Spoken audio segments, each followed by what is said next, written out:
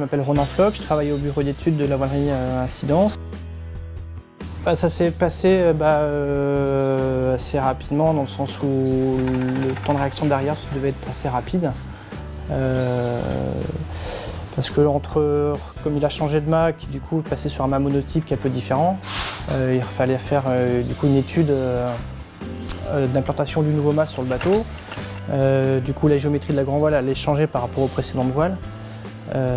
Sachant qu'après derrière il y a un temps de production de la membrane avant qu'elle arrive ici, plus la réalisation après dans nos ateliers, qui fait qu'il y a un timing quand même assez serré, avec derrière le projet sportif qui doit se reconstruire. Donc il fallait recompiler toutes les informations dans un temps assez court pour pouvoir tenir un délai.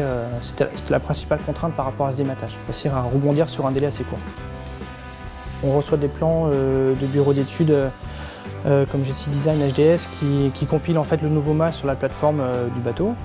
Et moi je récupère ce plan que moi après je reconstitue en 3D pour pouvoir ensuite recaler ma nouvelle triangulation de grand voile. Là on raisonne sur une grand voile Vendée et non plus sur une grand voile Transat. Donc là on essaie d'anticiper, que ce soit au niveau de la construction de la grand voile, au niveau de sa résistance. On sait qu'on part sur un marathon et non plus sur une transat d'une dizaine de jours. Donc on dimensionne un peu la grand voile pour qu'elle puisse faire un tour du monde dans les meilleures conditions.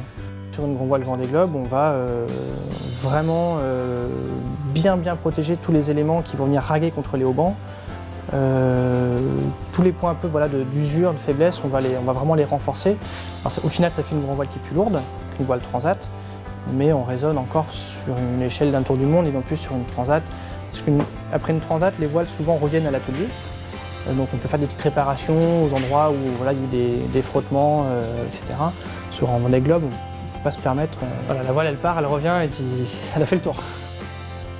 On est sur une production de la voile, et ça, on est toujours assez content de le préciser, qui est 100% française. De la réalisation de la membrane, donc les pots qu'on reçoit ici, sont faites chez Incidence Technologies. Tout est fait de l'étude jusqu'à la mise en sac dans nos ateliers. Je pense que sur certains coureurs, ça leur parle. Tout est made in France. Voilà, on essaie de tout contrôler et de vendre un produit fini avec une qualité qu'on essaie de revendiquer un peu en made in France.